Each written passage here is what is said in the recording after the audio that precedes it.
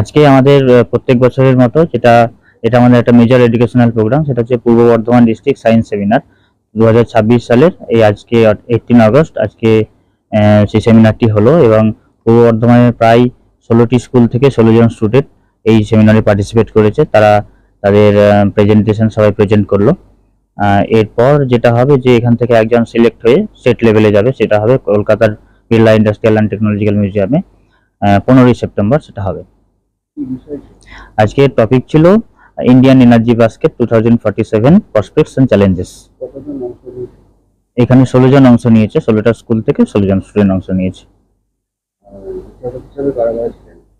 বিচারক হিসেবে আমাদের ছিলেন ডক্টর সৈকত কুমার বাসু এবং ডক্টর সব্যসাচী সরকার, দুজন ছিলেন। তারা দুজনেই বেশ বড় মাপের সায়েন্টিস্ট। আমাদের এমনি একটা জেনারেল র্যাঙ্কিং যেটা হয় ফার্স্ট সেকেন্ড থার্ড সেটা হবে, তারপরেও সবার জন্যই টোকেন প্রাইজ মেডেল আছে এবং যে ফার্স্ট হবে সে তো স্টেট লেভেলে যাবেই। আমার নাম Anjan Mondal, education assistant, Bardhaman science. Rai ceremonial house বর্ধমানের শাঁখারীপুকুর এলাকায় বরফকলের ঠিক বিপরীতে। এখানে মধ্যবিত্ত থেকে শুরু করে সমস্ত মানুষের সাধ্যের মধ্যেই রয়েছে রাই সেরিমোনিয়াল হাউসের সুযোগ সুবিধা। এসি থেকে শুরু করে নন এসি যেমন চাইবেন তেমনই পাবেন। একেবারে সুসজ্জিত ও পরিষ্কার পরিচ্ছন্ন একটি সুন্দর অনুষ্ঠান বাড়ি। এখানে রয়েছে এসি, নন এসি, নটি রুম, রয়েছে আন্ডারগ্রাউন্ড গাড়ি পার্কিংয়ের সুবিধা। অতএব আপনাদের যে কোনো অনুষ্ঠানের জন্য আজই বুক করে ফেলুন রাই সেরিমোনিয়াল হাউস।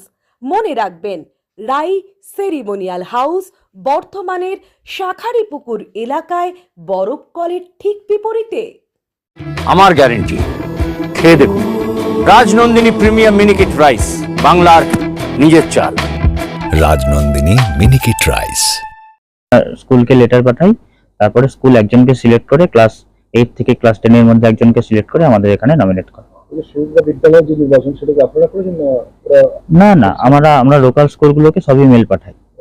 তারপর থেকে যারা পার্টিসিপেট করে, এন্ট্রি করে, প্রত্যেক বছর হয় এটা। 16টা স্কুল থেকে এসেছে, 32টা স্কুল থেকে আসলে হবে। একদম 32টা স্কুল থেকে আসলো। আলোচনার মধ্যে কতটা সম্ভাবনা দেখলেন? ছাত্রছাত্রীরা তো খুব ভালোই বলেছে এবং ক্লাস 8 থেকে ক্লাস 10 বিশেষ করে একদম এই ছোট যে বাচ্চারা ক্লাস 8 থেকে এত সুন্দরভাবে তারা প্রেজেন্ট করেছে, আমরা মানে দেখলে একটু অবাকই হতে হয় এবং তারা জাজেসদের অ্যান্সার কোশ্চেনগুলো খুব সুন্দরভাবে অ্যান্সার করেছে।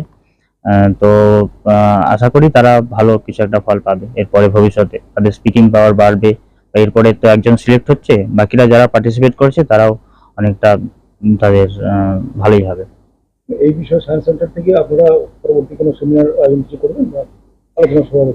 এই বিষয়ে আমাদের এখানেই শেষ আপাতত। আমাদের এখানে ডিস্ট্রিক্ট লেভেল হয়ে তারপরে স্টেট লেভেলে যাচ্ছে, তারপরে ওখান থেকে আবার স্টেটে যারা সিলেক্ট হবে ন্যাশনাল লেভেল। আর এমনি আমাদের প্রায় মাঝে মাঝে পপুলার লেকচার হয়েই থাকে বা সেমিনার হয়ে থাকে, সেটাতেও স্কুলগুলোকে ইনভিটেশন করা হয়, যারা আসে তারা পার্টিসিপেট করে এখানে প্রোগ্রামে অংশগ্রহণ করে। ওকে, থ্যাংক ইউ। আলুদা, মাছের চালটা একটু পাঠিয়ে দিও। আচ্ছা।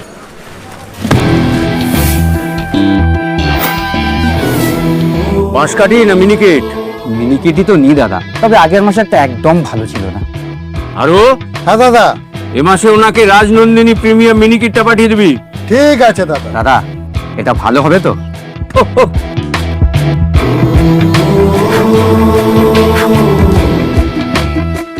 আমার গ্যারেন্টি, খেয়ে দেখুন। সবাই বলে সঠিক চাল সঠিক ভাত, আমি বলি ভালো চাল ভালো ভাত। রাজনন্দিনী প্রিমিয়াম মিনিকেট রাইস, বাংলার নিজের চাল।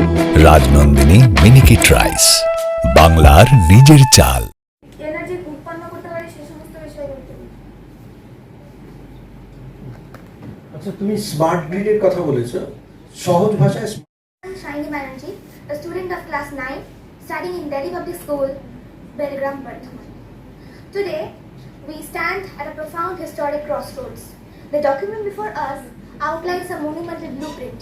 Indian Energy Basket prospects technological pathways and challenges on the road to Viksit Bharat and Net Zero 2070. To understand these transitions, we must first define the core calculus, energy basket.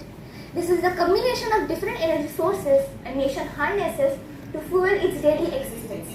Historically, India's and other nations' economy has been closely tethered to heavy carbon emissions. However, India is pioneering a unique and decoupled model. India cannot use the fossil fuels, so we can reduce the number of the using of the fossil fuels and focus mainly on these renewable energy sources. What is bioenergy? Sir, bioenergy is the energy that is produced by agricultural waste and different kinds of waste. It is that energy which is very renewable and doesn't emit any carbon emissions while burning. Thank you. Thank you, sir. Bharat, by 2047, energy is the fundamental engine. Energy is the fundamental engine for development. Today, my topic is India and The vision for India 2047, Viksit Bharat targets a transition from fossil fuel dominance to a 90% non-fossil fuel clean energy grid. The key objective of this propaganda of government relies on economic implications like India has several resources to rely on. If one fails, India will not lack of energy. মধ্যে ভারতকে energy বাস্কেটে পরিণত করবো সেই বিষয়ে আজকে আমি কথা বলবো। তো প্রথমে আমি কথা বলতে চাই why energy matters for Viksit Bharat 2047। শক্তির আমাদের কেন দরকার হয়? শক্তির আমাদের দরকার হয় কোনো দেশের সার্বিক উন্নতির জন্য। যখন সেটা সংরক্ষিতভাবে ব্যবহার করা হবে, সেটা অ্যাফোর্ডেবল হবে এবং স্থিতিশীল হবে। Energy security, diversify sources so that electricity and fuel remain reliable. আমরা যদি অপরচিত শক্তি ব্যবহার বাড়াতে পারি তাহলে আমাদের বিদ্যুৎ এবং জীবাশ্ম জ্বালানি সংরক্ষিত থাকবে। ক্লিন গ্রোথ, আমরা যদি সৌরশক্তি, জলশক্তি, বায়ুশক্তি ব্যবহার বাড়াতে পারি তাহলে আমাদের যে উন্নতি হবে সেটা সম্পূর্ণ পরিবেশ বান্ধব হবে এবং কার্বন এমিশন অনেকটা কমবে। এনার্জি অ্যাক্সেস, আমরা যে শক্তি উৎপন্ন করছি সেটা শুধুমাত্র তৈরি করলে হবে না, সেটা সমস্ত জায়গায় ব্যবহার করতে হবে, বড় বড় ইন্ডাস্ট্রিজ, বাড়ি, স্কুল, কলেজ, ফার্ম, ট্রান্সপোর্ট সবের ক্ষেত্রে। এবার আমি বলতে চাই এনার্জি বাস্কেট কি। এনার্জি বাস্কেট হলো অনেকগুলো শক্তির মিশ্রণ। যখন প্রচলিত অপ্রচলিত শক্তিকে একত্রিত করে বৈদ্যুতিক শক্তিতে পরিণত করা হবে তখন সেটাকে আমরা এনার্জি বাস্কেট বলতে।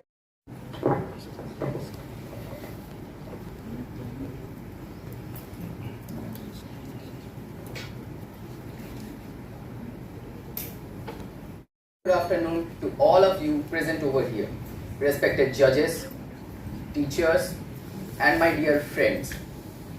Today, I am going to talk about India's Energy Basket 2047 prospects and challenges. So, I would like to ask a question at first. Can we continue with this type of energy system to 2047 where energy is a very important requirement? Or we should change to alternatives?